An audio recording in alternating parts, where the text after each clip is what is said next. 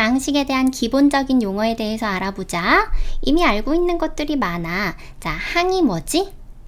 여기에서 항을 찾아볼까? 2x 세제곱 y, 3xy, 마이너스 y제곱 플러스 4x, 마이너스 1 이렇게 5개. 자, 상수항은 뭐야? 특정한 문자를 포함하지 않는 항. 개수, 뭔지 알지? 예를 들어서 여기에서 x, y의 개수는 3. 그리고 단항식이라는 건 항이 딱 한 개 있는 식이야. 한 개의 항으로만 이루어진 식. 그러면 다항식은 왠지 항이 여러 개 있어야 될 것 같지? 근데 항이 한 개 있는 것도 포함이야. 항이 한 개 또는 2개 이상인 경우. 즉, 다항식은 단항식을 포함하는 말이다. 자, 항의 차수라는 거. 얘는 항에서 특정 문자가 몇 개 곱해졌는지, 예를 들어서 요 항에서 x에 대한 차수는 몇 차? x 3개 곱해져 있잖아. 그래서 3차. y에 대해서는 몇 차? 1차.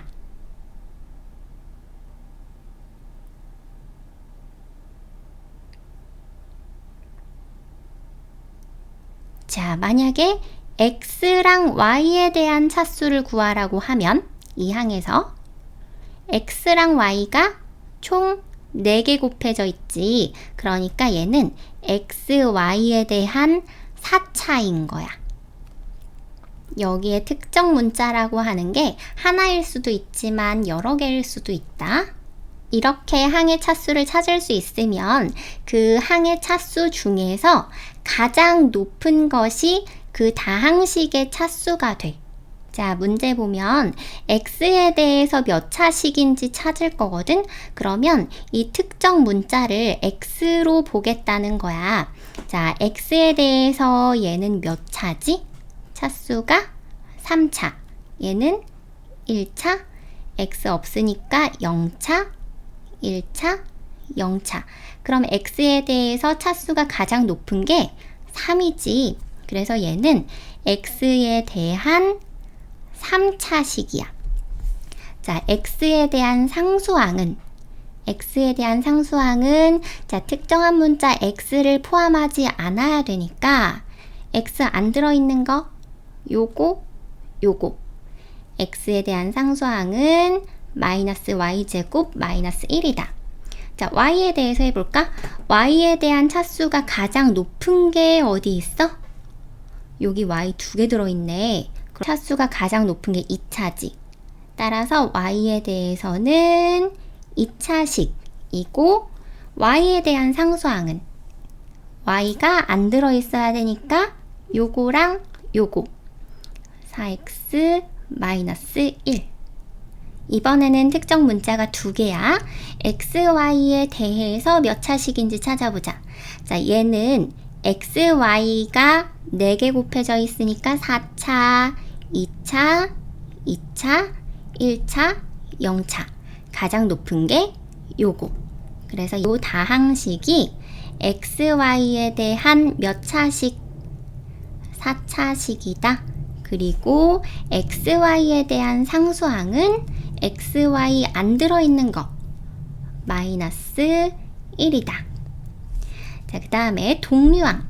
동류항은 특정 문자에 대한 차수가 같아야 되잖아. x에 대한 동류항을 물어봤으니까 x에 대한 차수가 같아야 돼. 얘는 x에 대해서 1차.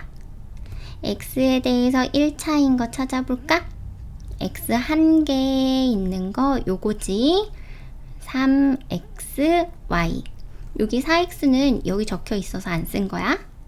이번에는 y에 대해서. y에 대한 요거의 동류항. 얘는 몇 차지?